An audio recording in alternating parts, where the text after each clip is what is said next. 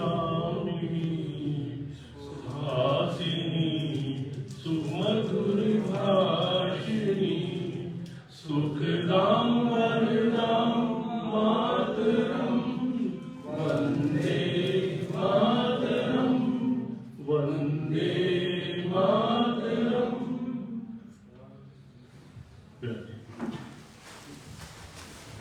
सभा के आरंभ में सभी साथियों, जैसा कि आप जानते हैं कि भारत रत्न स्वर कोकिला सभी की सम्माननीय लता मंगेशकर जी का निधन हो गया है। लता मंगेशकर जी के निधन पर पार्टी की ओर से मैं आधे मिनट का मौन रखना चाह रहा हूँ। सभी साथियों से मेरा रिक्वेस्ट है कि आधे मिनट के लिए मौन करके लता मंगेशकर जी को श्रद्धांजलि अर्पित करें।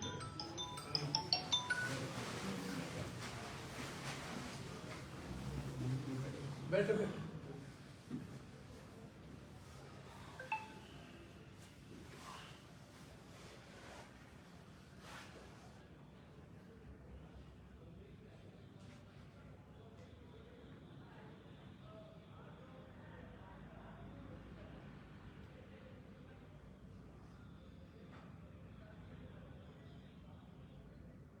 मौन समाप्त।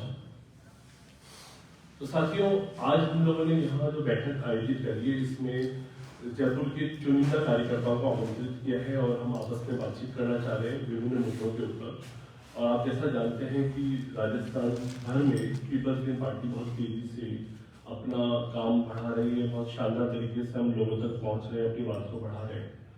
निश्चित तौर पर ये बहुत ही शुरुआती अभियान है और बहुत आगे तक जा रहा है, क्योंकि अभी तो पहला पड़ाव भी हमने पूरा नहीं किया है। लेकिन मुझे उम्मीद है कि जिस तरह से पीपल्स ग्रीन पार्टी के साथी आगे बढ़ रहे हैं और बहुत जल्दी हम अपने मुकाम पर पहुंच सकेंगे। बातचीत का आरंभ करते समय पे मैं सबसे पहले दो वक्ताओं को आमंत्रित करूंगा, फिर मैं बोलूंगा, फिर दो वक्ता बोलेंगे। इस तरह से हम इस यूट्यूब लाइव को आज राजस्थान भर के हमारे साथी, प्रदेश भर में जो पार्टी के कार्यकर्ता हमें सुन रहे हैं, उन तक अपनी बात को पहुंचाएंगे। सबसे पहले मैं आमंत्रित करना चाहूँगा हमारी पार्टी के प्रदेश महामंत्री मेघराज कुमावत, जो कि पार्टी के संगठन के कार्य को संभालते हैं, पार्टी के रोजमर्रा के कामों को देखते हैं। हमारे साथी मेघराज कुमावत मंच पर आए, अपनी बात को कहें।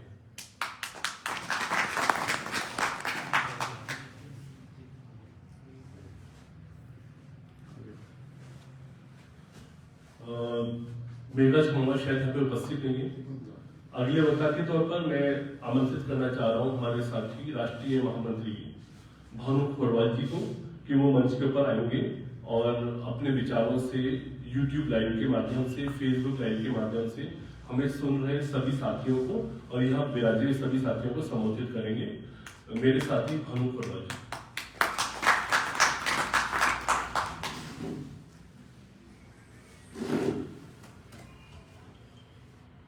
आज की इस मीटिंग में पधारे हुए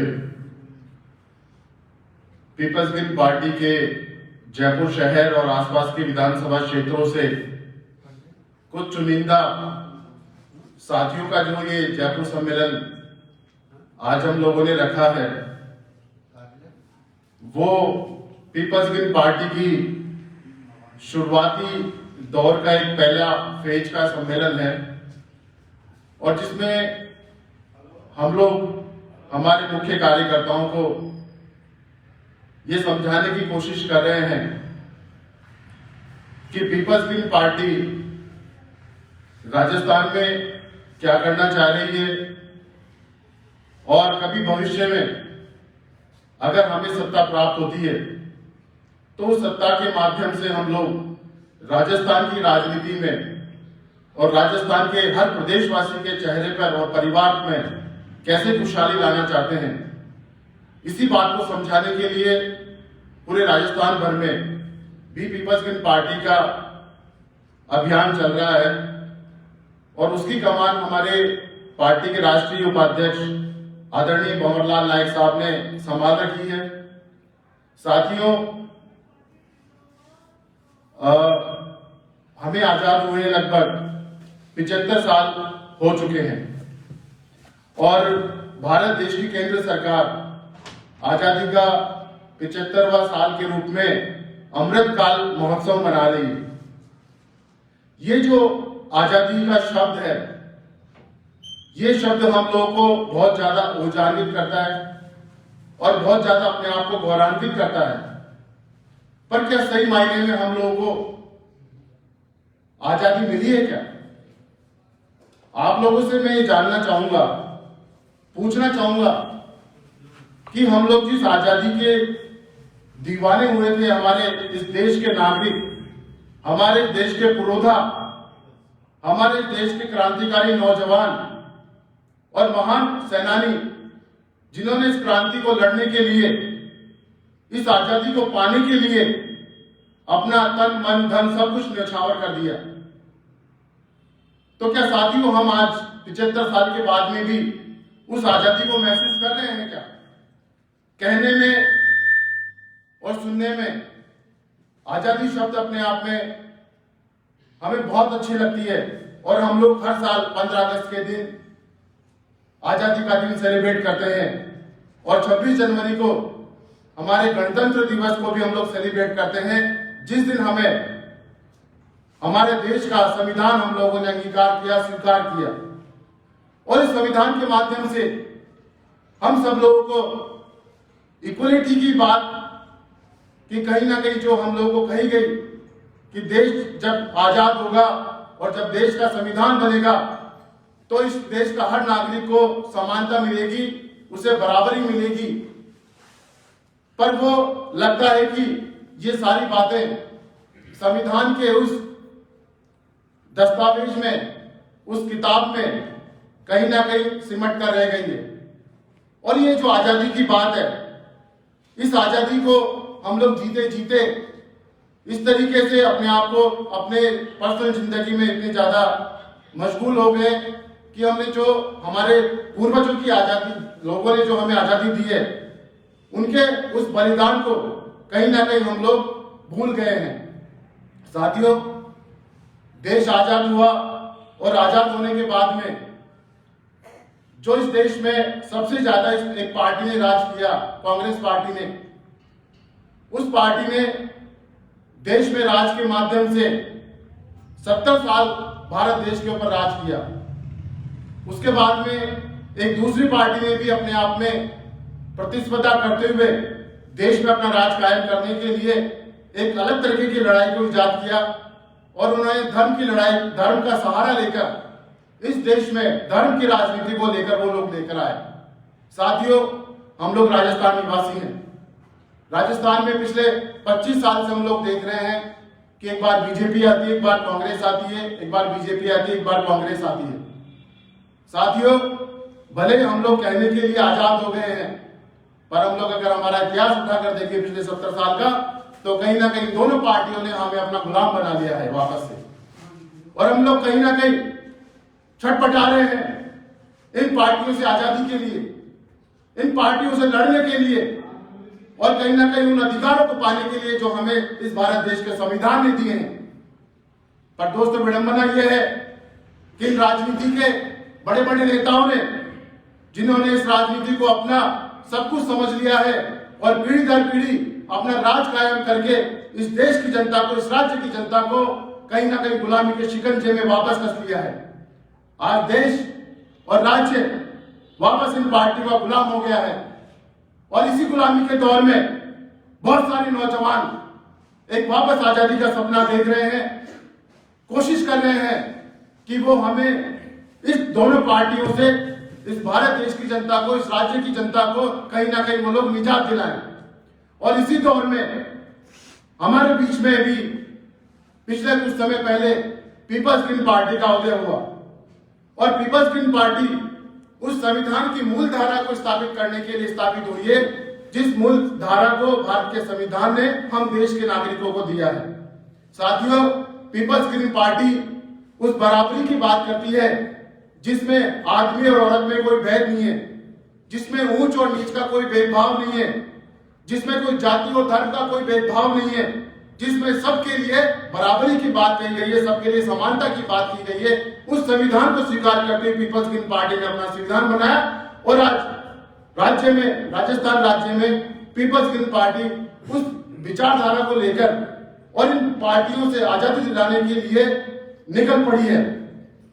साथियों, हम लोग प्रयास कर रहे हैं कि हमारे साथी, जितने भी नौजवान साथी हमारी इस लड़ाई में आगे बढ़ने के लिए, हमारे साथ इस झंडे को आगे उठाने के लिए, हमारी इस लड़ाई को लड़ने के लिए जो भी साथी हमारे साथ में आगे आए, वो कहीं ना कहीं इस भारत देश का और इस राज्य का नया निर्माण करने की बात अगर वो सोचते हैं, तो हम लोगों को, उन लोगों को इस पार्टी के प्लेटफॉर्म पर तैयार करने का काम कर रहे हैं।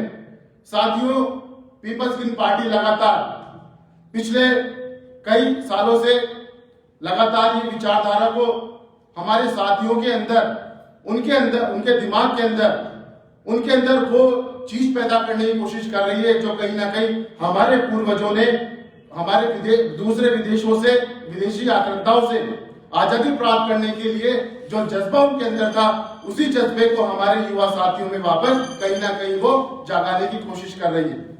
साथियों, ये जो लड़ाई है वो इतनी आसान लड़ाई नहीं है।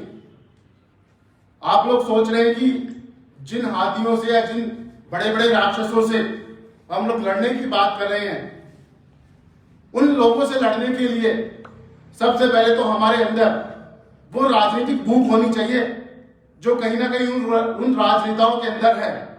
वो सोचते हैं कि जिस तरीके से उन्होंने इस धरती को अपना मान लिया है, इस जंगल को अपना मान लिया है, इस पानी को अपना मान लिया है, और वो समझ रहे कि अब हमारे अलावा कोई दूसरा इन पे राज नहीं कर सकता। तो जब तक ये भूख हमारे अंदर पैदा नहीं होगी, जब तक ये हमारे अंदर ये जलन पैदा नहीं होगी, जब तक हम ये नहीं मानेंगे कि ये धरती भी हमारी है, ये जमीन भी हमारी है, ये आसमान भी हमारा है, ये पानी भी हमारा है, जब तक पीपल्स ग्रीन पार्टी का सपना साकार नहीं होगा। आप लोगों को ये देखना पड़ेगा, अगर आप लोगों को समझना पड़ेगा, अगर आप लोग पीपल्स ग्रीन पार्टी के प्लेटफॉर्म पर अपना मंच कहीं ना कहीं तलाशने का सोच रहे हैं, कहीं ना कहीं पार्षद बनने का, विधायक बनने का, सांसद बनने का, सरपंच बनने का अगर आप लोग सपना देख रहे हैं, तो कहीं ना कहीं आप लोगों को ये सोचना पड़ेगा कि पीपल्स ग्रीन पार्टी की जो विचारधारा है उसको जन जन तक पहुंचाने के लिए आपको रात दिन एक करना पड़ेगा। साथियों, आज इस मीटिंग के माध्यम से जो हम लोगों ने क्लोज मीटिंग आप लोगों के लिए रखी है यहाँ पर जयपुर के कार्यकर्ताओं के लिए, उसका मकसद यही है कि साथियों, ये कारवा केवल डॉक्टर सुधांशु जी अकेले नहीं चला सकते, भानु खोरवाल अकेला नहीं चला सकता, एडवोकेट कपिल शर्मा जी अकेले नहीं चला सकते, भंवरलाल नायक साहब अकेले नहीं चला सकते।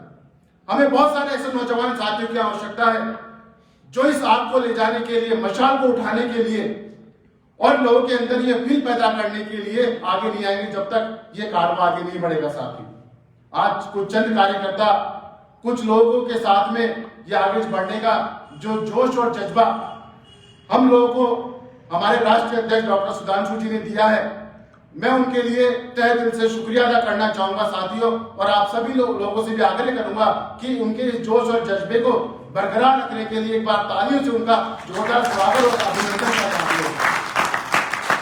साथियों, किसी भी लीडर की ताकत उसके साथ जुड़े हुए कार्यकर्ताओं की ताकत होती है, असली ताकत। आप लोग समझ सकते हैं कि किसी भी लीडर की ताकत जब ताकत होती है जब उसके बहुत सारे साथी और उसके बहुत साथी जो लोग होते हैं उस विचारधारा को आगे बढ़ाने के लिए काम करते हैं। साथियों, मैं आप लोगों से आज एक गुजारिश करना चाहूंगा इस मीटिंग के माध्यम से कि हमारे साथी जो पिछले 1-2 साल से पार्टी के साथ में जुड़े हुए हैं, पार्टी की विचारधारा को आगे बढ़ाने के लिए काम कर रहे हैं, वो साथीगण अपने जो भी इष्ट मित्र उनके हैं, उनको, उनके परिवार के लोगों को, और कहीं भी जहां भी वो अपने कार्यस्थल पर काम करते हैं, वहां पर पीपल्स ग्रीन पार्टी की विचारधारा को आगे बढ़ाने के लिए अपने पूरे दिन भर के 24 घंटे में से कुछ समय निकालकर इस बात को फैलाएं कि राजस्थान में बदलाव करने का समय आ गया है। साथियों, अगर आप ये काम बखूबी करेंगे तो मुझे लगता है कि आने वाले समय में जो 2023 का सपना राजस्थान की विधानसभा में जाने का हम सब लोग देख रहे हैं, वो सपना जब ही साकार होगा जब हम 1 से 2, 2 से 4, 4 से 8, 8 से 10 और ऐसे हजारों से लाखों तक पहुंचेंगे, जब जाके हमारा पीपल्स ग्रीन पार्टी का सपना साकार होगा। हो सकता है कि भले आज हम यहाँ संख्या में कम लोग हो साथियों, पर जब कुछ लोग होते हैं जिनके अंदर अगर ये आग जग जाती है कि अब हमें बदलाव करना है, तो वो पूरे देश में क्या पूरी दुनिया में बदलाव करने की ताकत और क्षमता रखते हैं। साथियों, ये जो आजादी की बात मैंने आपसे शुरू करी थी, ये कोई नई बात आज नहीं है। तुलसीदास जी ने भी सन 1500 के आसपास इस आजादी को लड़ने की शुरुआत करने के लिए उन्होंने पराधीनता के ऊपर एक बात लिखी थी। एक उनका दोहा है, पराधीन सपने हूं नाही पराधीन सपने सुख नहीं। तो पराधीनता वो चीज है जो असली सुख नहीं है। पराधीनता वो है जो आदमी को गुलाम बना देती है, यानी आदमी को निष्क्रिय कर देती है। तो कहने का मतलब है कि उस जमाने में जब इतने संसाधन नहीं हुआ करते थे और मीडिया भी इतना कुछ नहीं हुआ करता था, मतलब हुआ ही नहीं था, पैदा ही नहीं हुआ था जब तो मीडिया भी, पर उन लोगों के अंदर उस टाइम पे इस कवियों के अंदर भी इस तरीके का जोश और जज्बा अगर वो अपने अंदर पैदा कर सकते हैं, तो साथियों आज तो हमारे पास में बहुत सारे संसाधन है जिनके माध्यम से हम इतिहास की जानकारी जुटाकर हम लोग इन आक्रांताओं से, जो हमारे देश के ही हमारे लोग हमारे विरोधी हो गए हैं, जो इस सत्ता को छोड़ना नहीं चाहते हैं, उनसे लड़ने के लिए हम अगर हमारे इतिहास की जानकारी को जुटाकर आगे बढ़े, तो मुझे लगता है कि हम लोग एक नई क्रांति का आगाज कर सकते हैं। साथियों, पीपल्स ग्रीन पार्टी का जो आजादी का मिशन छेड़ा है पीपल्स ग्रीन पार्टी ने, तो उस मिशन को आगे ले जाने के लिए आप सभी लोगों का बहुत बहुत साथ जरूरत है, उस साथ की आवश्यकता है। उस साथ के बिना कुछ भी नहीं होगा। इन्हीं शब्दों के साथ मैं अपना स्थान ग्रहण करना चाहूंगा। धन्यवाद। जय हिंद, जय भारत। अगले वक्ता के तौर पर मैं पार्टी के राष्ट्रीय प्रवक्ता और महामंत्री डॉक्टर तन्मय जी को आमंत्रित करूंगा कि वो आए और अपनी बातों के साथ से गए। डॉक्टर तन्मय।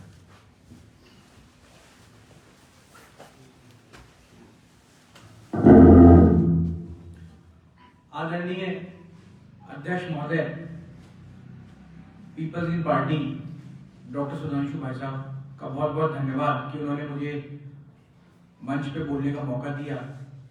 मंच पे बैठे हुए मेरे वरिष्ठ साथी और जयपुर के अलग अलग विधानसभा क्षेत्रों से आए हुए मेरे प्यारे भाइयों, जयपुर जो है वो कहने को राजस्थान की राजधानी है और हम जयपुर शहर के अंदर काफी लंबे समय से काम कर रहे हैं और काफी सारे मेरे जो साथी हैं जिन्होंने एक जमाने में इनिशियली पीपल्स ग्रीन पार्टी को की नींव रखी, वो जयपुर को बिलोंग करते थे। और क्योंकि अभी आप सब लोग जयपुर के लोग ही बैठे हो, तो मैं जयपुर की मूल बात करने पे आऊंगा। पॉइंट की बात करेंगे आपसे। आप लोगों के मन में इस बात की खुशी कि हम राजस्थान की राजधानी में रह रहे हैं और मेरे जो भाई मेरे सामने हैं गौरव शर्मा जी, ये मुख्यमंत्री के घर से इनकी दीवार और मुख्यमंत्री की दीवार जुड़ी हुई है, यानी ये सत्ता के केंद्र में बैठे हैं। मगर पिछले 4 दिन से इनके घर में पानी नहीं आ रहा था। लाइनें बंद थी, पूरे सिविल लाइन में पानी नहीं आ रहा था, टैंकरों से पानी की आपूर्ति हो रही थी। ये बात मैं बता रहा हूं सिविल लाइंस की, यानी कि जहां मुख्यमंत्री बैठता है वहां पे भी पानी नहीं है। तो मैं घाटगेट की बात नहीं करूंगा, मैं सांगनेर की बात नहीं करूंगा, मैं कोई नारी के इलाके की बात नहीं करूंगा, मैं दूर के इलाके की बात ही नहीं कर रहा। यानी कि मुख्यमंत्री जहां बैठ रहा है उसके बगल की दीवार में भी वो सुविधा नहीं दे सकता। यह राजस्थान की सच्चाई है और जयपुर के लोग इस बात को सुन रहे हैं, तो आप ये मान लेना राजस्थान के अंदर जो सबसे बड़े गुलाम मानसिकता के गुलाम रह रहे हैं ना, वो जयपुर में रह रहे हैं। हम हमारे आदरणीय सांसद महोदय थे, वो जिंदा नहीं रहे, वो 7 बार एमपी के इलेक्शन जीते राजस्थान से, वो जयपुर शहर से गिरधाराज जी। उन्होंने लोकसभा में एक ही दिन खड़े नहीं हुए कभी। अभी ये पिछले जो हमारे बोरा जी हैं, ये आदमी कहां पे रहता है ये किसी को नहीं मालूम। इसने आप लोगों के लिए कभी दिल्ली में कोई आवाज नहीं उठाई, पर हम बावड़ों की तरह जाती जनता जयपुर की वोट दबाती है। फिर बात करूं मैं जो पहले जौहरी बाजार विधानसभा क्षेत्र हुआ करता था, अब जिसका नाम मालवीय नगर विधानसभा क्षेत्र हो गया, कालीचरण सर्राफ जी। कालीचरण सर्राफ जी 38 साल से विधायक हैं। पिछली बार उन पे भ्रष्टाचार के आरोप लगे, फिर भी गुलाम सोच के लोगों ने उनको दोबारा चुनाव जीता दिया। मतलब आप लोग इतने मेंटली गुलाम हो चुके हो। और ये उन लोगों की बात नहीं है, लोग कहते हैं ना गरीब का वोट बिक जाता है। मैं जयपुर शहर के अंदर जो मेजोरिटी आबादी रह रही है, तकरीबन 85% आबादी यहाँ की वेल ऑफ है, उसके बावजूद वो अपने कंफर्ट जोन से बाहर ही नहीं निकलना चाहते और लगातार एक के बाद उसी आदमी को चुनाव जिताए जा रहे हैं आंख बंद करके। सांगनेर की बात करो आप, सांगनेर का जो सांगनेर से कोई सा भी खड़ा होता है आदमी, वहां पे जाती है पब्लिक, बीजेपी को वोट देती है, बीजेपी के आदमी को चुनाव जिता देती है आंख बंद करके। और मेरे बहुत सारे भाई यहाँ बैठे हैं सांगनेर विधानसभा वाले, उस बात को समझ सकते हैं कि अगर हम लोग मूलभूत सुविधा की बात करें, बेसिक सुविधा की बात करें, सड़क की बात करें, लाइट की बात करें, पानी की बात करें, कचरे की बात करें, खेल मैदानों की बात करें, तो आप लोगों के पास कुछ भी नहीं है। मेरी श्योरिटी कह रहा हूं इस बात को आप लोगों को। और राजस्थान का जो भी मुख्यमंत्री बन के आ रहा है वो जयपुर के लोगों के साथ सौतेला बर्ताव करता है। वसुंधरा झालावाड़ को वो बना देती है जन्नत, अशोक गहलोत जी जोधपुर को जन्नत बना देते हैं। अभी आपके यूडीएफ मिनिस्टर शांति धारीवाल जी, आपको कोटा देख कर आओ, कोटा के अंदर नहरों का जाल बिछ रहा है, फ्लाईओवर बिछ रहे हैं, संगमरमर के पत्थर लग रहे हैं, उनका बस नहीं चल रहा, वरना इटली के इटालियन मार्बल लगा के सड़कों पे। यानी आपका जो पैसा है वो अय्याशों की तरह कोटा में खर्च हो रहा है। और आपके घर के पीछे जो द्रव्यवती का नाला था, जिसको ठीक कराने के लिए पिछली सरकारें फंड दी, उसको बंद कर दिया। आपके बच्चों के लिए खेलने के लिए कोई मैदान नहीं है। तो आप लोगों को इस बात को समझना होगा कि जब तक आप लोग इन दोनों राजनीतिक दलों के, मैंने दोनों के एग्जांपल दे दिए आपको कि आप कैसे बावड़े बन के इनको वोट दे रहे हो और बदले में कुछ नहीं मिल रहा। और भाई देखो, जब तक आपकी पार्टी सरकार के अंदर नहीं आ जाती, जब तक पीपल की पार्टी सरकार में नहीं आ जाती, तब तक जो मूलभूत सुविधाओं जिनके लिए आप लड़ रहे हो वो हम नहीं दे सकते। सड़कें बिछाने का काम सरकार का है, विपक्षी दलों का काम नहीं है। लाइट देने का काम सरकारों का है, विपक्षी दलों का काम नहीं है। हम लोग कई सालों पहले सोलर पावर की बात कर रहे थे, अभी आज की सरकारें सोलर पावर की बात कर रही है। हमने 10 साल पहले बात करी थी, ये आज बात कर रहे हैं। और आज के अखबार के अंदर ही आई है खबर, इन्होंने कितना बड़ा करोड़ों का घोटाला कर दिया। दुनिया जहां की जो सरकारें हैं वो सोलर पे सब्सिडी दे रही है, टेक्निकली सब्सिडी दे रही है, जिसे लोग बिजली के रूप में फ्री हो जाए। राजस्थान बिजली सरप्लस बना रहा है, मगर फिर भी हमारी बिजलियों को हम बाहर भेज रहे हैं, दूसरे राज्यों को दे रहे हैं, और हमारे पास लाइट नहीं है। जयपुर शहर की बात कर रहा हूं मैं, लाइट नहीं है आप लोगों के पास, और आप खुश हो। हमें नींद से नहीं जगना, हमें सोते रहना है। आपको इस बात को समझना होगा, जब तक हम मजबूती के साथ हम लोग जयपुर शहर के अंदर एक मजबूत संगठन नहीं खड़ा करेंगे। आप यहाँ पे क्योंकि जयपुर के लोग बैठे हैं, यूट्यूब पे मेरे जो राजस्थान भर के साथी बैठे हैं ना, आप एक मानो हम एक बार फोन करते हैं ना किसी को, दूर दराज के आदमी धौलपुर वाले को फोन करते हैं, वो नेक्स्ट डे फोन करके बोल देता है भाई साहब मैंने मेरी तरफ से 25 सदस्य बना दिए। और जयपुर शहर के आदमी को उसके घर पे जाके पैर भी पकड़ लिया ना तो भी वो सो ही रहा होता है, जगता ही नहीं, जैसे कोई जयपुर आती हो अफीम खाली और सो गया हो। तो अपन को जब तक हम मेंबरशिप लार्ज लेवल पे मेंबरशिप नहीं करेंगे, तब तक हम ये, आप इस बात को समझो, आप किसी चीटी से नहीं लड़ रहे हो। हम छोटे लोग हैं, हमें बड़े राक्षसों को हराना है, और लोकतंत्र में बड़े राक्षसों को हराने का तरीका है भीड़, मेंबरशिप। जब तक हम दिल खोल के, अभी भानु जी ये बात कह रहे थे 2 मिनट पहले कि आपके घनिष्ठ मित्र आपके ऑफिस में, आपके घर में, उनसे मेंबरशिप कराओ। आपको लग रहा होगा ये आदमी किसी काम का नहीं है, ये तो यार इसकी तो 2 लोग भी दोस्त नहीं है, उसको भी आप मेंबर बना लो। क्योंकि लोकतंत्र में सबसे बड़ी ताकत सिर्फ और सिर्फ वोट की है। जो कमजोर से कमजोर आदमी है ना, वो भी चुनाव के अंदर आपको हरा सकता है अगर उसके पास वोट है। तो अभी हमारे पास इलेक्शन के 2 साल है, इधर उधर की बात करने का कोई सेंस नहीं है। वो और अपनी एक बीमारी और है अपन लोगों के अंदर, वो बीमारी ऐसी है, वो घर का भूत कवाड़ा डोले और पड़ोसियों का फेरा। मतलब कोई फालतू की बात आ गई, उसके अंदर आप चलो रैली निकालेंगे, कैंडल मार्च करेंगे, यार तुम्हारे मेंबर तो बना लो तो पहले, यार कैंडल मार्च तो बाद में हो जाएगी। जब तुम्हारे पास भीड़ होगी ना तो तुम करवट बदलोगे तो भी सामने वाले को मालूम मिल जाएगा कि भाई ने करवट बदला है। और तुम अभी 50 लोग 100 लोग, हमें जयपुर शहर के अंदर जब तक हम 2 लाख लोगों की रैली नहीं कर लेंगे ना, इस फिगर को याद रखना, 2 लाख लोगों की रैली की दम नहीं हो, तब तक हमें चुपचाप सिर्फ मेंबरशिप पे काम करना चाहिए। अपनी हालत वैसी है कि ABCD आती है नहीं और अंग्रेजी की पिक्चर देखने चले, अरे तुम्हें समझ तो कुछ आएगा नहीं। तो मेंबरशिप हमारे सक्सेस का मूल मंत्र सिर्फ और सिर्फ मेंबरशिप है। 2 साल है, कोई धरना प्रदर्शन की बातें सोचो भी मत, धरना प्रदर्शन की कोई बातें मत सोचो, सिर्फ एक बात है, मेंबरशिप, मेंबरशिप और मेंबरशिप। अगर हमारे पास मेंबरशिप होगी तो आप लोग दिखोगे नहीं कहीं पे भी, मगर आप चुनाव जीत जाओगे। और अगर आपके पास मेंबरशिप नहीं है, आप कितने शोर मचा लो, आप चुनाव नहीं जीतोगे। इसलिए ये बात अपन दोबारा करने वाले हैं। अभी जब जैसा अभी सर बता रहे थे, अपन दोबारा 1-to-1 इंटरेक्शन भी करेंगे। मगर और राजस्थान के भी मेरे जो भाई इस बात को सुन रहे हैं, हमारे को जीतने का एक ही तंत्र है, मेंबरशिप, मेंबरशिप और मेंबरशिप। धन्यवाद। जय हिंद, जय राजस्थान।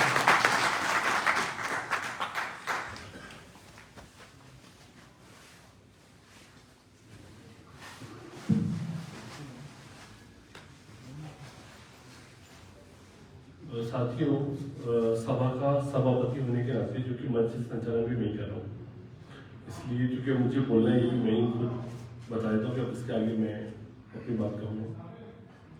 मंच पर विराजे भी मेरे सभी दोस्तगण, साथी, मित्र, हम लोग आज जयपुर सम्मेलन के नाम से हमने आज एक छोटा सा एक प्रोग्राम किया है, जिसमें अपने साथियों को आमंत्रित किया है कि बैठ कर के हम एक दूसरे के साथ बातचीत करें और जयपुर में क्या स्थिति है उसका आकलन करें। जयपुर में हम कैसे आगे, हमारा रोड मैप क्या होगा, हमारा एक्शन प्लान क्या होगा, हम इसके ऊपर चर्चा करके एक चित्र बिल्कुल क्लियर कर लें, ताकि उसके तहत हम आगे बढ़ने के कदम बढ़ाना शुरू करें। मित्रों, बार बार ये बात आती है, और क्योंकि मेरा मेन काम ये है कि लोगों को पार्टी का विजन समझाना, पार्टी के बारे में बताना कि पार्टी का मकसद है क्या, पार्टी क्या चीज है। तो निश्चित तौर पर से बहुत स्पीचेस हम करते रहते हैं और रिपीट करते हैं, अपनी बातों को बार बार उसको बोलते हैं, दोहराते हैं। अभी भानु फड़वादी ने बड़े छोटी तरीके से अपनी बात को बताया संक्षिप्त के अंदर कि संविधान ने जो ताकत देश की जनता को दी, आजादी से पहले की दुनिया पे मैं नहीं जा रहा, जो आजादी की लड़ाई हुई, हमारी गुलामी थी, हमारे ऊपर किन लोगों ने हमले किए, वो सब बातों पर मैं नहीं जा रहा। मैं सीधे यहाँ पर आ रहा हूं कि संविधान ने भारत की जनता को बराबरी का हक दिया, संसाधनों में बराबरी, अवसरों में बराबरी, हर क्षेत्र में बराबरी। और उसको बाद में आप देखते हैं कि ऊंच नीच बढ़ती चली गई, अमीरी गरीबी का जो विभाजन है वो दूर होता चला गया। आपने देखा है कि वीआईपी और बीपीएल, सरकार ने 2 नाम डिक्लेयर कर दिए, खुद की गाड़ी के ऊपर लिखते हैं वीआईपी, और आम आदमी को चाहते हैं वो बीपीएल बन जाए, उनसे कुछ पैसा ले ले, 2000 रुपए का चावल ले ले, गेहूं ले ले, उनका गुलाम बन जाए, उनको वोट डालता है। तो पूरा सिस्टम जो है वो इन्होंने गुलामी के पैटर्न के ऊपर डेवलप करने की कोशिश की है। और पीपल्स ग्रीन पार्टी चाहती है कि जो संविधान ने, जो हमारे महान शहीदों ने देश की आजादी की लड़ाई लड़ते समय जो सपना देखा था कि आने वाला भारत कैसा होगा, जो 5000 साल या 10,000 साल पुराना भारत का विचार है, जिसको हम एक दूसरा वर्ड यूज करते हैं, आइडिया ऑफ इंडिया, क्योंकि लोग पूछते भारत है क्या। अभी कल परसों ही राहुल गांधी ने अपने तरीके से भारत की परिभाषा दी, संघों का कुछ ग्रुप। देखिए, भारत जो है वो ऐसे भी शब्दों के द्वारा परिभाषित नहीं किया जा सकता। वो भले राहुल गांधी करना चाहते हो, भले वो मोदी करना चाहते हो, ये कोई 1, 2, 5 शब्दों की व्याख्या नहीं है।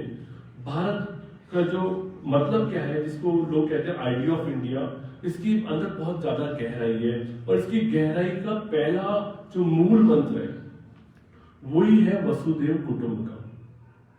यानी कि धरा के ऊपर, इस वसुधरा पर जितने लोग रहते हैं वो सब हमारे कुटुंब के मेंबर हैं, हमारे पार्टनर्स हैं, हमारे परिजन हैं, हमारे साथी हैं, हमारे परिवार के लोग हैं। और तभी तो उनके वेलबींग की बात आएगी, तभी तो उनके उत्थान की बात आएगी, तभी तो बात आएगी कि जो रिसोर्सेज हैं, हमारे जो संसाधन है, उसका लाभ हर आदमी को मिल सके। जब ये बात आएगी कि हम सब एक कुटुंब के नागरिक हैं, हमारा कुटुंब एक ही है, नाम आपका कुछ भी हो लेकिन कुटुंब एक है। तो जब कुटुंब एक है तो जो घर में कमाई होगी वो सब में बराबर बटेगी, घर में जो ताकत आएगी वो सब में बराबर बटेगी, घर में जो भी कुछ है वो सब कुछ सब लोगों का है, किसी एक आदमी का नहीं। और peoples green party idea of India को बेहतर ढंग से लोगों के अंदर डालने के लिए साथ साथ काम करती हुई चलती है। मैं अपनी हर स्पीच में एक बात कहना चाहता हूं कि जब तक हमें इस डेमोक्रेटिक सिस्टम में ये बात पता नहीं लगेगी कि जो रिसोर्सेज हैं, भले हमारे आसपास का वातावरण हो, हमारे पहाड़ हो, हमारी नदियां हो, हमारे तालाब हो, हमारी सौर ऊर्जा हो, हमारा 5G, 6G, 2G, व्हाटएवर, जितनी भी चीजें हैं वो सब हम सब लोगों की जॉइंट प्रॉपर्टी है। सबसे पहले डेमोक्रेसी पर आपकी राइट लेने के लिए आपको इस बात को समझना पड़ेगा कि ये सब हम सबका है। जब तक हम ये नहीं समझेंगे, क्योंकि हमें होता क्या है, इससे पहले पूरी दुनिया के लोगों ने एक सिस्टम चलाया कि छोटे छोटे ग्रुप्स ने बोला ये हमारा है, इसके मालिक हम हैं और सब नहीं है, और हम लिमिटेड लोग इसके मालिक हैं। तो कभी हो सकता है कि गुप्त जब काल आया तो गुप्तों ने कहा कि भारत की भूमि हमारी है, जब मौर्य काल आया तो मौर्यों ने कहा कि भारत की भूमि हमारी है, और हो सकता है खिलजी ने कहा कि अपने समय पे कि ये भूमि हमारी है, हो सकता है कि तुगलक ने कहा कि ये भूमि हमारी है, हो सकता है कि अकबर ने कहा ये भूमि हमारी है। लेकिन आप इस बात को अच्छी तरह से जानते हैं कि ये भूमि कम से कम आजादी के बाद, भारत के निर्माण के बाद हम सब की है। इस भूमि के ऊपर किसी एक व्यक्ति का ना अधिकार है, ना किसी एक व्यक्ति को हम इससे बाहर निकाल सकते हैं। ये हम सबकी मिली जुली प्रॉपर्टी है, और इसीलिए हर भाषण से पहले मैं हमेशा ये चाहता हूं कि एक छोटा सा नारा लगाए। आज भी मैं वो बात करूंगा आप लोगों के साथ में, क्योंकि बात को समझाने के लिए हमें अपनी बात को समझाने के लिए अपने तरीके इस्तेमाल करने पड़ते हैं। विनोबा भावे का नारा है ये जो मैं अभी नारा लगवा रहा हूँ, जो हमेशा लगवाता हूँ, हर मीटिंग में लगवाता हूँ, और वो विनोबा भावे ने नारा दिया था, यही बात थी कि पूरा भारत भर हम सबका है। तो मैं नारा लगाऊंगा, धरती किसकी बोलो भाई, धरती किसकी बोलो भाई, सब जन की आपको बोलना है। मैं बोलूंगा पानी किसकी बोलो भाई, आप कहोगे सब जन का, सब जन का। यहाँ फिलॉसफी यही है, आप अमीर हो या गरीब, आप हिंदू हो या मुसलमान, आप मीणा हो या गुर्जर, आप दलित हो या आदिवासी, ये कोई मीनिंगलेस बात है। पीपल्स ग्रीन पार्टी के लिए इसका कोई वैल्यू नहीं है कि तुम्हारे नाम के पीछे क्या लिखा हुआ है। हमारे लिए सबसे पहली बात यह है कि ये जो राजस्थान की धरती है, ये जो भारत की धरती है, ये हम सबकी है। पहले ये समझना पीपल्स ग्रीन पार्टी का पहला फॉर्मूला है। तो मैं बोल रहा हूं, धरती किसकी बोलो भाई, ये धरती किसकी बोलो भाई, ये पानी किसका बोलो भाई, ये धरती किसकी बोलो भाई, ये पानी किसका बोलो भाई। तो यहां अच्छी तरह से समझ गए कि जिस चीज की हम आगे बात करने वाले हैं, क्योंकि डेमोक्रेसी में हमें राइट्स चाहिए, अधिकार चाहिए, तो अधिकार मांगते समय पहली बात मैंने आपको बताई कि ये हमारे पूर्वजों की थी, हमारे दादाओं की थी, हमारे परदादाओं की थी। पिछले 1 लाख साल से हमारे पूर्वज इस धरती के ऊपर रहते हैं, और जीनोम स्टडीज के द्वारा, डीएनए स्टडी के द्वारा मोटे तौर पर इसको बहुत अच्छी तरह से डिराइव किया जा चुका है, बहुत अच्छी तरह से डिराइव किया जा चुका है कि कम से कम पिछले 16,000 सालों में ऐसा कोई भी नया डीएनए भारत की भूमि पर स्पष्ट रूप से आता हुआ नजर नहीं आता कि आप बोलेंगे कि ये बाहरी डीएनए यहाँ पर आ गया। बहुत सारे इतिहास के अंदर डिस्प्यूट्स हैं, कौन आदमी कहां से कब हमलावर बनकर के आया। जो हमलावर थे वो हमला करके लौट गए, या पिट गए, या खत्म हो गए, या हमारे अंदर मर्ज हो गए, लेकिन ये भारत का डीएनए हमेशा जिंदा है, भारत का डीएनए हमेशा एक है। तो धरती हम सबकी है, ये पहली बात आप अच्छी तरह से मेरी समझ में। दूसरा एक और पहलू है जो लगातार खासतौर से पूंजीपति समूह, कारपोरेट समूह और जो अपने आप को ऊंची जातियों का मानते हैं, वो लोग एक बात मुझे डालने की कोशिश करते हैं। वो ये कहते हैं कि टैक्स पेयर्स, जो टैक्स देने वाले लोग हैं, उनका राइट ज्यादा होना चाहिए। जब ये बात आती है कि भाई गरीबों को कुछ दिया जाए, तो लोग कहते हैं ये जो भिखारी है इनको बांट रहे हो, टैक्स पेयर का पैसा गरीबों को क्यों बांट रहे हो। बार बार ये बात आती है, फेसबुक पर आप देखिएगा, जब भी योजना आती है कि भाई इनको ये चीज दी जाएगी। मैं अभी उस पर नहीं जा रहा कि देने का तरीका कैसा है, मैं इस बात पे नहीं जा रहा अभी, लेकिन ये बात चल रही है कि अगर किसी गरीब को कुछ देने की योजना आती है तो फेसबुक पर जो इन्फ्लुएंशियल कम्युनिटीज है, जो डोमिनेट कर रही है सिस्टम को, वो लोग ये कहना चाहते हैं कि इनको क्यों बांट रहे हो वोट खरीदने के लिए, ये नाकारा लोग हैं, ये बेकार लोग हैं, शराब पीने वाले लोग हैं, बदबूदार लोग हैं, इनको कुछ मत दो, क्योंकि ये जो पैसा है ये टैक्स पेयर्स का है।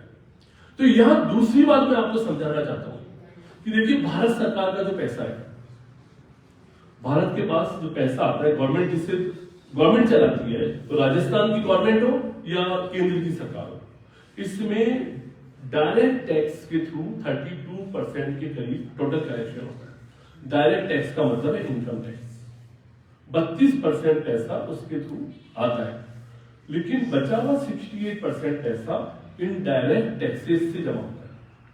यानी मेजोरिटी ऑफ पैसा जो है, अधिकतम पैसा जो है, वो इनडायरेक्ट टैक्सेस से आता है। और इनडायरेक्ट टैक्सेस होते हैं जैसे पेट्रोल पे लगा हुआ टैक्स। टैक्स दो तरह के होते हैं, टैक्स जो है वो दो तरह के होते हैं, और बार बार ये बात आती है भाई तूने टैक्स दिया क्या। एक आम आदमी डर जाता है, नहीं भाई साहब मैंने टैक्स नहीं दिया। तो तूने टैक्स नहीं दिया बोलता कैसे तू, अभी जबान को बदल रखो, क्योंकि तूने टैक्स नहीं दिया और आदमी डर जाता है, हमने टैक्स तो नहीं दिया कभी भी।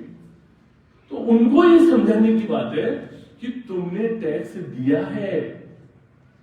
जो आम आदमी है, मैंने आपको बताया कि टैक्स दो तरह के हैं, डायरेक्ट टैक्स और इनडायरेक्ट टैक्स। इनडायरेक्ट टैक्स का मतलब होता है जीएसटी। तो भारत का टोटल टैक्स का सबसे बड़ा जो कलेक्शन है वो जीएसटी के थ्रू है। आप रसोई गैस खरीदते हो, आप मोबाइल का बिल भरते हो, और आप दिन भर में जितने काम करते हो उन सब के ऊपर जीएसटी लगती है। तो अब आपको दिख नहीं रहा, आप एक दवाई खरीदने गए, आपके पेट में दर्द है, आप दवा लेने गए, तो उसके अंदर भी टैक्स लगा हुआ है। वो टैक्स आपको पता नहीं लगा क्योंकि आपने तो 10 रुपए की गोली खरीदी।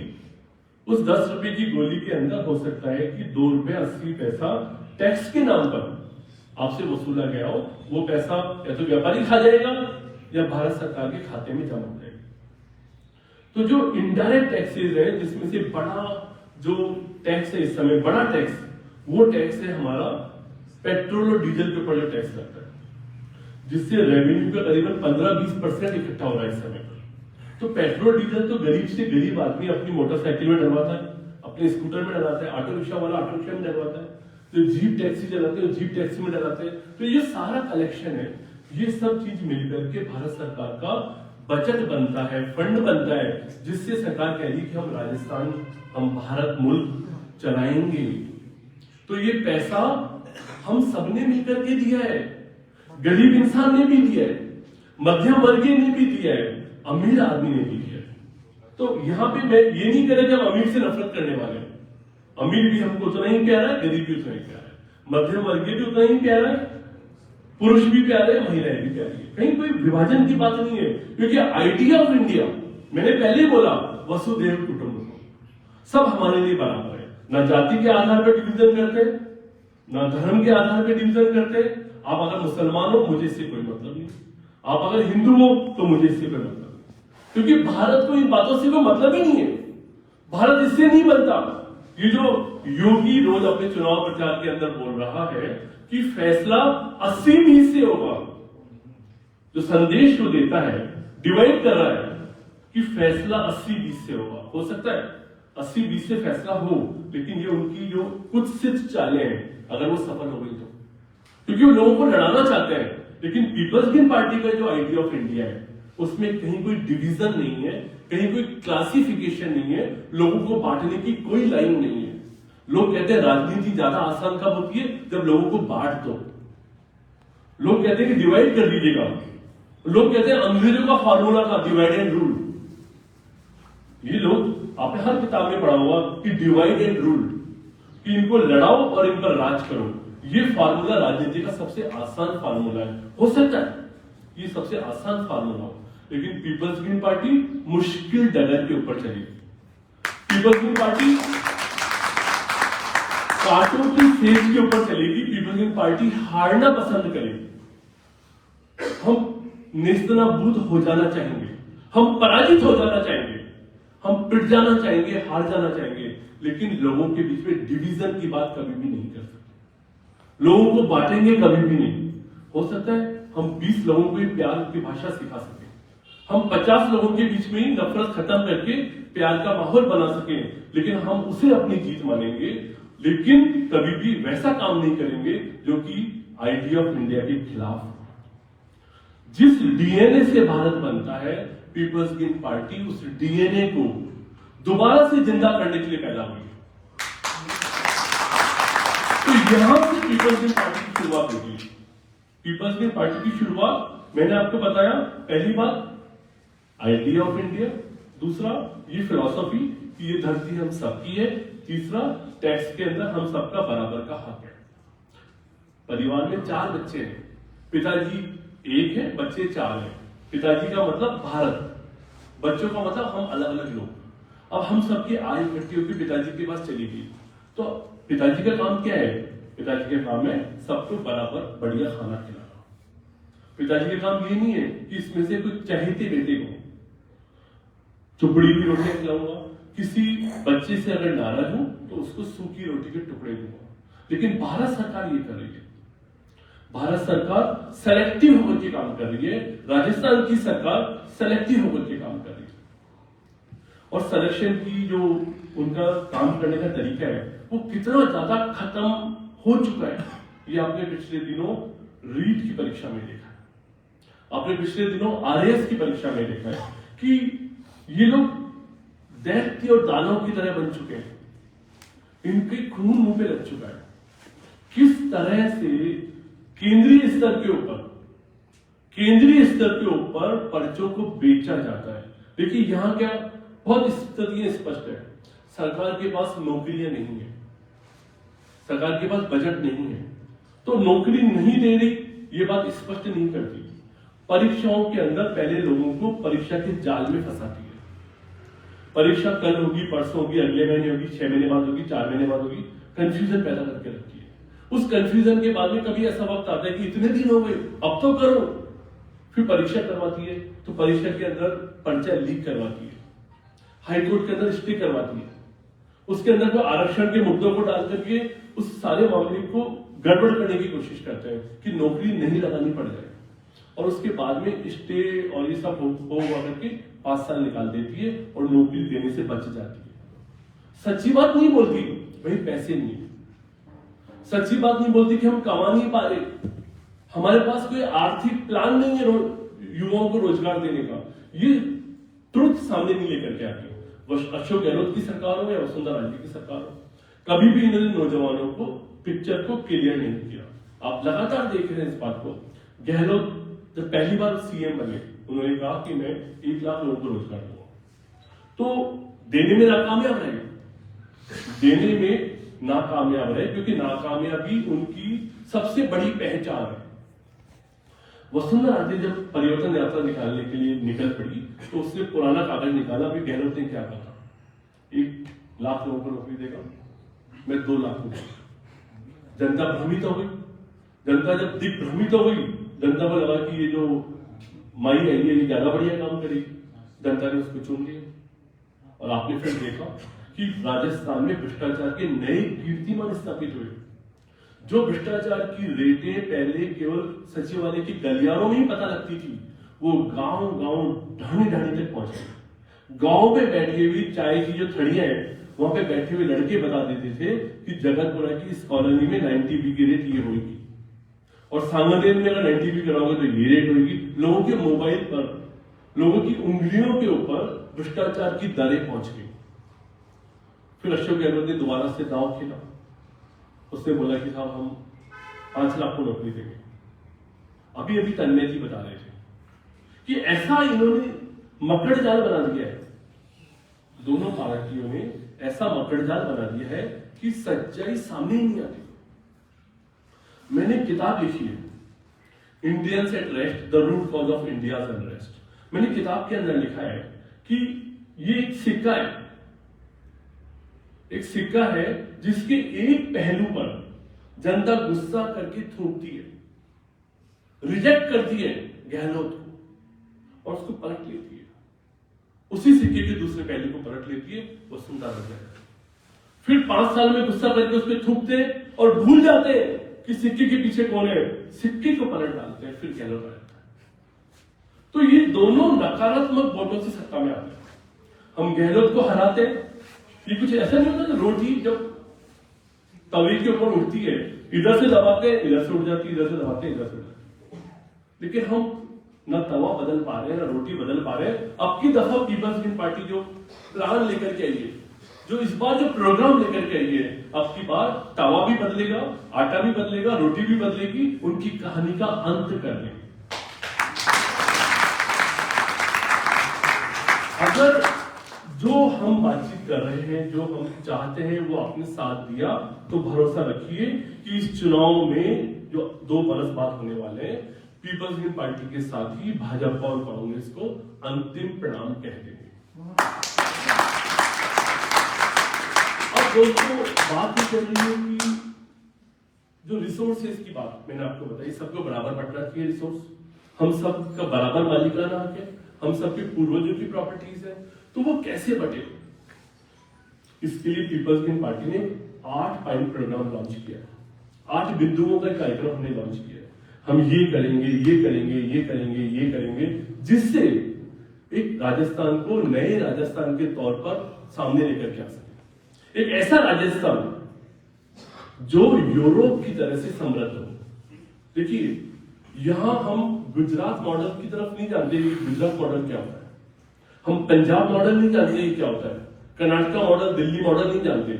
हम पीपल्स ग्रीन पार्टी वाले लोग तैयारी करके बैठे हैं, पूरी कार्य योजना बना करके, पूरा रोड मैप बना करके, कि आने वाले समय पर यूरोप के लेवल में जो फैसिलिटीज है, यूरोप के लेवल पर जो पावर्स लोगों के पास में, जो अधिकार लोगों के पास में, जो स्वच्छंदता लोगों के पास में, जो सुविधाएं लोगों के पास में, राजस्थान का नागरिक उसी सुविधा का हकदार है, उसी सुविधा को लेकर के आगे। राजस्थान की ब्यूटी, और बहुत बड़ी ब्यूटी राजस्थान की मैं आपको बताना चाहता हूं। देखिए, इस देश के ऊपर हमले हुए, खासतौर से पिछले 1000 सालों में आपने देखा है कि बहुत सारे हमले हुए हैं। अफगानिस्तान की सेनाएं यहां पर आई है, फारस की सेनाएं यहां पर आई है, मंगोलिया की सेनाएं यहां पर आई है, टर्की की सेना यहां पर आई है। इतिहास इस बात का साक्षी है। लेकिन राजस्थान इस पूरी भारत की भूमि का अकेला ऐसा स्थान है जहां पर कभी भी किसी इस तरह की भारी शक्ति ने विजय हासिल नहीं करी। दिल्ली को नेस्तनाबूद कर दिया, यूपी को नेस्तनाबूद कर दिया, बिहार को, बंगाल को, कहीं भी राजस्थान की भूमि कभी किसी की पराधीन नहीं हुई। तो राजस्थान की मिट्टी के अंदर, राजस्थान के इंसान के खून के अंदर वो ऐसा एक कण है जो डिफरेंट है, जो भारत के और लोगों से अपने आप को अलग बनाता है। हमारा स्वाभिमान, हमारे खून के अंदर महाराणा प्रताप बोलता है, हमारे खून के अंदर राणा सांगा बोलता है, हमारे खून के अंदर पृथ्वीराज चौहान बोलता है। तो ये जो राणा का जो खून है, जो प्रताप का जो खून है, जो चौहान का खून है, हमारे अंदर जो मीराबाई का प्यार है, जो बिहारी का प्यार है, वो जो हमारी शक्ति है, वो हमें डिफरेंट बनाती है दूसरे राज्यों के साथ। तो राजस्थान अलग होने का हकदार है। अगर मैं कहता हूं कि राजस्थान को हम यूरोप बना देंगे, मैं सच्चा भारतीय हूं, देश प्रेमी हूं, राष्ट्रभक्त हूं, इसमें कहीं कोई डाउट नहीं है। लेकिन जैसे होता है ना, पहले पहले मेरा परिवार, फिर मेरा समाज, फिर मेरा राज्य, फिर मेरा राष्ट्र और फिर मानवता। तो हमने तय किया कि हमारी जो कर्म भूमि है, पीपल्स ग्रीन पार्टी के साथियों की जो वर्किंग फील्ड है वो राजस्थान है, क्योंकि राजस्थान में हम पहले बदलाव करें, नया राजस्थान बनाएं, राजस्थान को बदल के रख दें, और जब राजस्थान नया बना देंगे उसके पश्चात पूरे भारत भर के लोग हमसे प्रेरणा लेंगे, हमसे सीखेंगे, हमसे समझेंगे और वो अपने आप बदलाव कर डालेंगे। तो हम अपने बदलाव की भूमिका को राजस्थान की जो सीमाएं हैं उसके अंदर सीमित रखना चाहते हैं। ये जो 8 पॉइंट प्रोग्राम है पीपल्स ग्रीन पार्टी के ब्रोशर्स में मिलता है, आप इसको पढ़िए, वेबसाइट को देखिए और उसको आप समझिए। और इसको आसान बनाने के लिए हमने फिर बाद में एक बिल डेवलप किया, नया राजस्थान बिल। और नया राजस्थान बिल को लेकर के पीपल्स ग्रीन पार्टी आने वाले 6 महीने के बाद एक बड़ा आंदोलन छेड़ने वाली है। एक ऐसा आंदोलन छेड़ने वाली है जो ऐतिहासिक होगा, एक ऐसा आंदोलन छेड़ने वाली है जिस आंदोलन के दम पर हम पूरे देश भर की डेमोक्रेसी में हलचल पैदा कर देना चाहते हैं। देखिए एक छोटी सी बात मैं आपको आंदोलन की शक्ल दिखाना चाहता हूं कि आंदोलन कैसा होने वाला है। वहां पर आने से पहले बीच में मैं वहां तक जाने की जो बात है वो समझाने के लिए एक अपनी बात रखना चाह रहा हूं कि हम उस आंदोलन को करेंगे कैसे। पहली बात ये बताऊंगा, फिर आंदोलन क्या करेंगे वो बताऊंगा और फिर मेरी बात को विराम दूंगा। देखिए मैं आपको बहुत साफ तौर पे बता देना चाहता हूं कि मैं एक टीचर के तौर पर, एक बड़े भाई के तौर पर आप लोगों की मदद कर सकता हूं। मैं इतना सक्षम नहीं, इतना बलशाली नहीं, इतना दमदार इंसान नहीं कि मैं बदलाव कर सकूं। बदलाव तो आपको ही करना पड़ेगा। मैं सिर्फ आपको रास्ता बता सकता हूं कि भाई साहब बदलाव के लिए ये वाली गली में आगे जाके राइट मुड़ जाना और फिर सीधे 8 किलोमीटर जाना, फिर बाद में एक चौराहा आएगा, उस चौराहे से उत्तर की ओर चले जाना। मैं आपको रास्ता बता दूंगा, ये मेरा आपको मेरी गारंटी है कि सही मार्ग पे लेके जाऊंगा जहां आपको आगे बदलाव मिलेगा। इस बात का भरोसा दे रहा हूं, लेकिन मैं बदलाव नहीं कर सकता क्योंकि मैं खुद एक छोटा सा इंसान हूं। मेरी अपनी सीमा है, मेरी अपनी लिमिटेशन है और उस लिमिटेशन में रहते हुए मैं काम कर सकता हूं। तो बदलाव कौन करेगा, बदलाव कैसे आएगा, इस बात को हमें समझने की जरूरत है। तो वो बात मैं आपको समझाना चाह रहा हूं।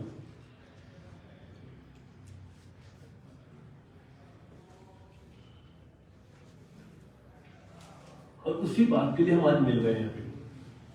देखिए मैंने आप लोगों को बताया कि हमारा एक सांकेतिक शब्द है, उसका नाम है जनता का मोर्चा।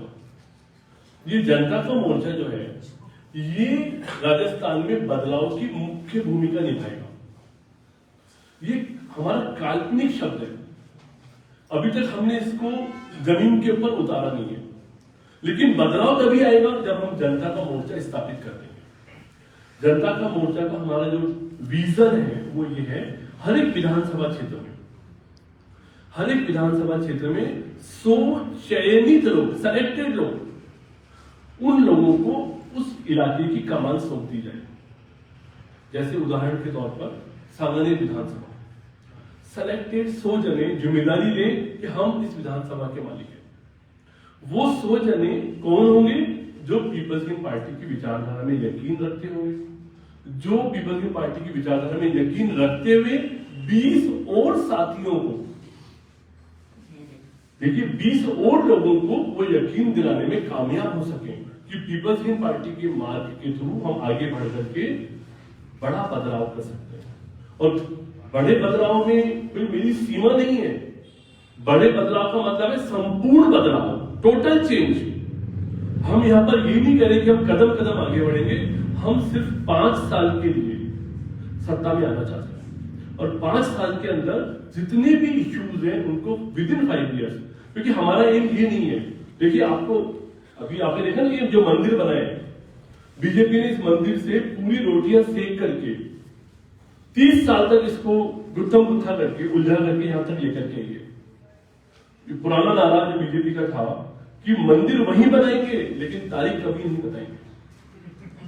ये उनका जो पुराना नारा था कि हाँ रामलला आएंगे, मंदिर जरूर बनाएंगे लेकिन तारीख नहीं बताएंगे। तो इस कहानी को उन्होंने 30 ईयर खींचा कि भाई वोट इसी के नाम पे आ रहे हैं।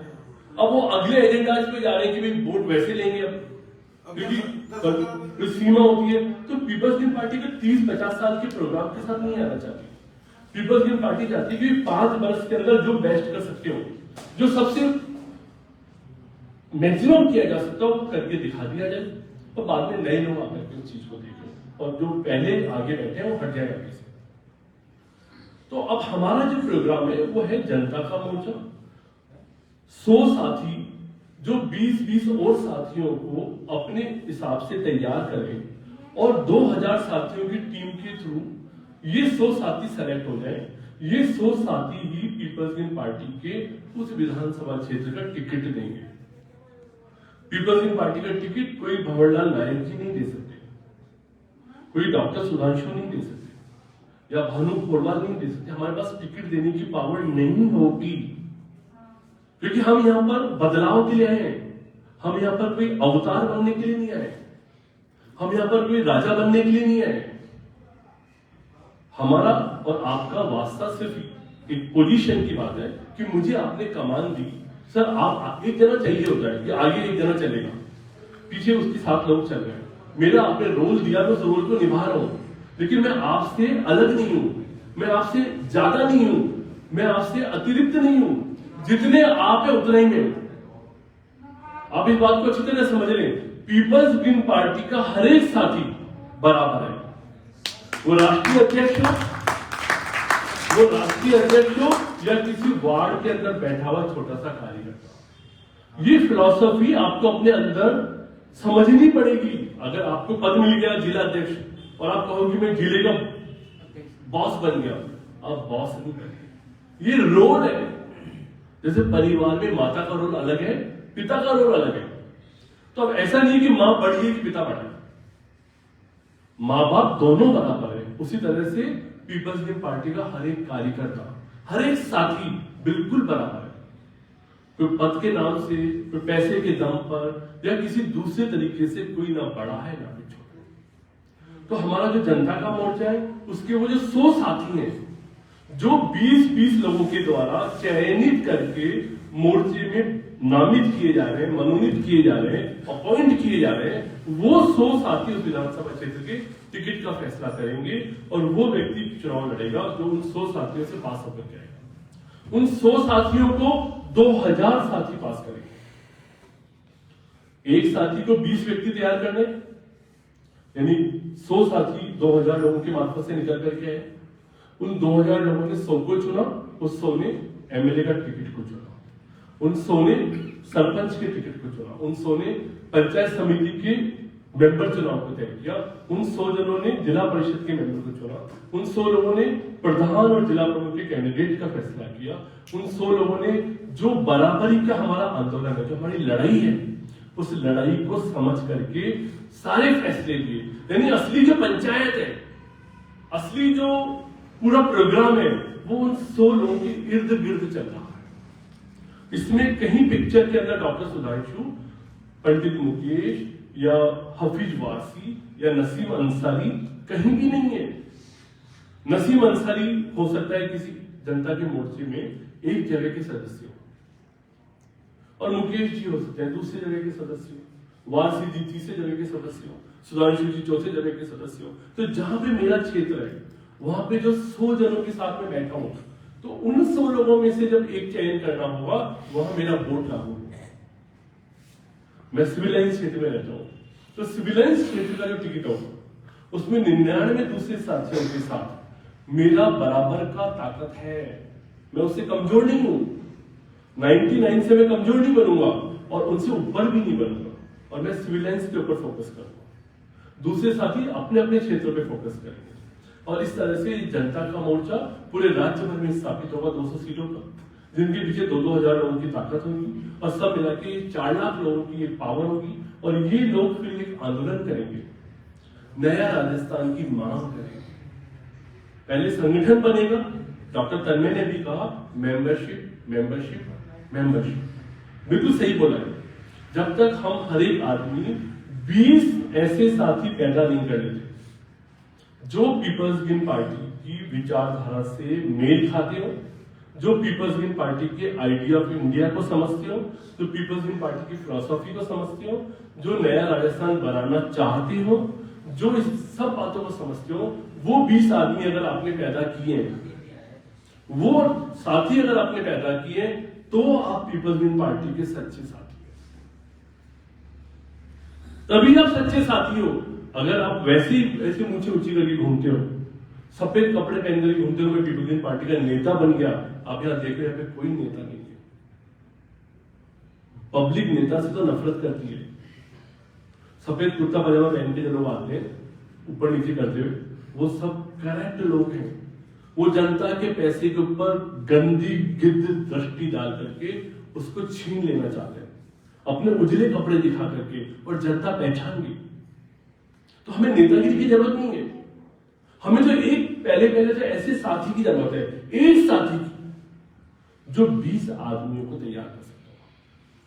अगर आप 20 आदमी को तैयार कर सकते हो, ये बेग साहब बैठे हुए पीछे, अजीत बेग उर्फ गुड्डू भाई, हरिद्वार जी बैठे हुए पीछे की तरफ, ये नसीम अंसारी जी बैठे हुए, सरदार योगी जी बैठे हुए, श्याम यादव साहब बैठे हुए।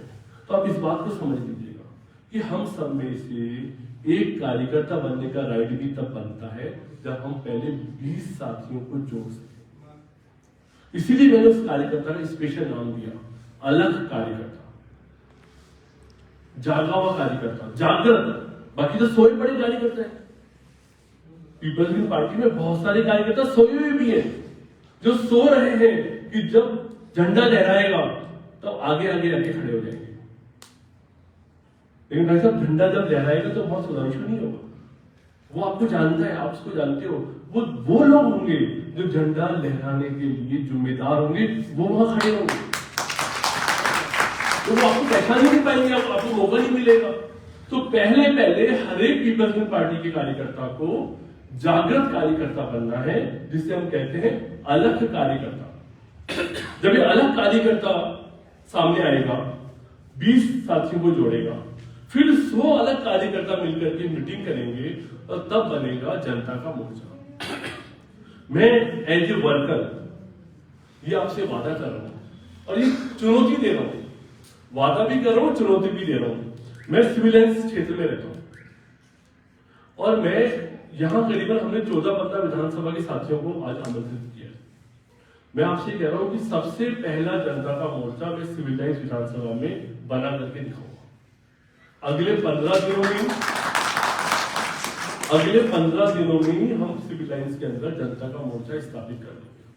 अब मैं आप लोगों से मदद नहीं मांग रहा, भाई मेरी हेल्प कर देना, क्योंकि मैं मेरी क्षमता के हिसाब से चलूंगा, और जहां पे आप रहते हैं आप वहां पे चुनौती स्वीकार कीजिएगा। अगर आप दमदार व्यक्ति हैं, अगर आप कहते कि मैं तूफान बचा सकता हूं, तो आप अपने क्षेत्र में जनता का मोर्चा स्थापित कीजिए। ये नसीम अंसारी जी अपने आपको बहुत पावरफुल नेता कहते हैं, भाई तुम्हारी पावर दिखाओ, चैलेंज कर रहे हैं। मैं ओपन चैलेंज कर रहा हूं कि मैं 28 तारीख को सिविल लाइंस के अंदर जनता का मोर्चा बनाऊंगा, उसका वीडियो, उसका सारा क्लिप आप लोगों के पास पहुंचाऊंगा। अब अगर आप में दम है तो आप 28 तारीख को उससे पहले अपने क्षेत्र का जनता का मोर्चा बना लीजिए। तो पहली बात तो हमने आपको ये समझाई कि पहले खुद अलग कार्यकर्ता बनिए, पहले स्वयं अलग कार्यकर्ता बनिए, 20 लोगों को पार्टी से जोड़िए। उसके पश्चात 20-20 वाले 100 लोगों को पार्टी का जो फ्रेमवर्क है, पार्टी के जो लोग हैं, वो उनको इकट्ठा करके उनकी मीटिंग करा के एक मोर्चा खड़ा करेंगे। इस तरह से 200 विधानसभाओं में काम करना है। लोगों के सवाल है, गाड़ी मिलेगी क्या? लोग पूछते हैं कि पार्टी में आएंगे, गाड़ी मिलेगी, बंगला मिलेगा, कोई कार्यालय मिलेगा? भाई साहब, कुछ भी नहीं मिलेगा, कुछ भी नहीं मिलेगा। ना गाड़ी मिलेगी, ना कार्यालय मिलेगा, ना पैसा मिलेगा। क्योंकि आपको करना क्या है, आपको 20 कार्यकर्ता जोड़ने। अब 20 के लिए कौन सी गाड़ी से जाओगे? तुम्हारे जो गली है ना जहां रहते हो, उसके पीछे की गली, उसके बगल की गली और उसके आगे की गली, टहलते हुए जाना। टहलोगे नहीं तो डायबिटीज हो जाएगी। उसके लिए गाड़ी की जरूरत नहीं है। आप 20 कार्यकर्ताओं को जोड़ेंगे, और जब 100 जने 20-20 कार्यकर्ता जोड़ लेंगे पैदल जाकर के, तब वो सब मिलकर के एक मोर्चा बना देंगे, उसके बाद में भाजपा आ जाए और कांग्रेस आ जाए। जो भी तनवीर जी डरा रहे थे, कालीचरण सर्राफ, इन्होंने नाम बताया कि वो हारता ही नहीं है। मैं चैलेंज कर रहा हूं, तनवीर जी चुनौती ले लीजिए माले नगर किया। अब जो मैं कह रहा हूं उस फार्मूले पे चलिए आप, कालीचरण सर्राफ पर्चा बढ़ने नहीं जाएगा। जो रास्ता हम आपको बता रहे हैं, अगर उस रास्ते को पूरा कर दोगे तो बीजेपी कांग्रेस वाले टिकट दूसरों को देने की कोशिश करेंगे। तू लड़ जा, अपनी बार मैं नहीं लड़ता, क्योंकि हमारा कार्यकर्ता सड़क पे जाके उनसे सवाल पूछने वाला है। मेरा अंतिम पॉइंट पे आ रहा हूं मैं, लास्ट पॉइंट पर, जो मैंने कहा था हम आंदोलन करेंगे। मैंने आपको बताया टीम कैसे बनाएंगे, अभी अभी मैंने आपको बताया कि टीम कैसे बनाएंगे। इसके बाद का मेरा लास्ट फार्मूला है कि हम हिसाब लेने के लिए जाएंगे। पीपल्स ग्रीन पार्टी का पहला काम है हिसाब मांगना। इतनी बातें बताइए, धरती तुम्हारी है, पानी तुम्हारा है, तुम टैक्स देते हो, बजट उससे बनता है, तो तुम्हारा पैसा वहां पे पहुंच गया। उनको विकास करना है, उनको काम करना है। कभी बीजेपी को मौका दिया, कभी कांग्रेस को मौका दिया, हम उनसे हिसाब लेने जाएंगे। देखिए, राजस्थान की जो सरकार है, 2 लाख करोड़ रुपए का बजट है। राजस्थान का जो बजट है वो है 2 लाख करोड़ रुपए का, और इस 2 लाख करोड़ रुपए में 200 विधानसभाओं में खर्चा हो रहा है। अगर 5 बच्चों को बराबर बांटते हो तो हर विधानसभा में 1000 करोड़ रुपया एक साल में खर्च कर रहे हैं, और 5 साल में 5000 करोड़ रुपया। समझ रहे हैं आप बात? 5 साल में 5000 करोड़ रुपया और एक साल में 1000 करोड़ रुपया। तो अब मेरा जनता का मोर्चा बड़े पोलाइट तरीके से विधायक के पास जाएगा, विधायक को बोलेगा भाई साहब बजट के तहत 5000 करोड़ रुपया इस विधानसभा क्षेत्र के अंदर खर्च किया जाना था। बामनवास के हमारे साथी सरदार योगी बैठे हैं, इनकी जो टीम है ये सरदार योगी और इनके साथी बामनवास के विधायक के पास जाएंगे।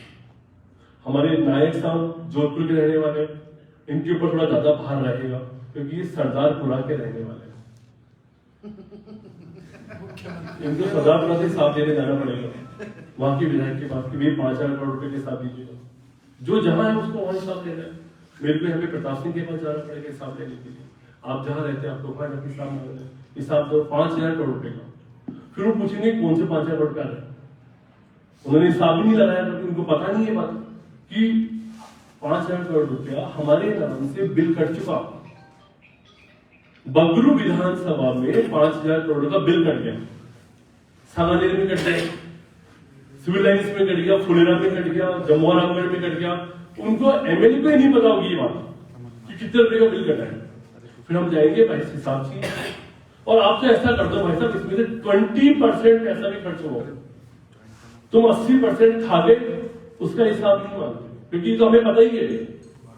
इनकी जो दादाजी थे, कांग्रेस की सरकार के दादाजी राजीव गांधी, उसने बोला था 1 रुपया देता हूं 15 पैसे पहुंचता है। ये आपको जो मेरी उम्र के लोग हैं उन्होंने अखबार में पढ़ा था कि राजीव गांधी ने अपने भाषण में प्रधानमंत्री रहते हुए कहा कि जब मैं 1 रुपया भेजता हूं तो 15 पैसे पहुंचते हैं। तो भाई साहब 15% के साथ है, 85 तुम खा गए। हमारे पापा जी दादाजी बोल गए कि इतने तो हम बीच में ही खा जाते हैं, हम मांग ही नहीं रहे। तो 5000 करोड़ रुपए का 15% यानी कि 1500 करोड़ रुपए, उसका हिसाब लेने के लिए उसके घर पे जाएंगे, उसको बाहर निकलने नहीं देंगे कि जब तक हिसाब नहीं देगा अब जाने नहीं देंगे। और यही हिसाब लेकर के भारत सरकार के बजट के हिसाब से सांसदों के घर पर डेरा डालेंगे। जो बोहरा जी का नाम ले रहे हैं तन्मय जी, कहीं तो मिलेंगे वो। ये बात सही है कि वो गायब हो गया, मालूम फरार है वो आजकल, लेकिन कहीं तो छुपा बैठा हुआ। वहां पे जाएंगे उसके घर के बाहर और उससे कहेंगे कि जो भारत सरकार ने 550 सीटों पे टोटल बजट खर्च किया है, मेरे हिस्से की जो सीट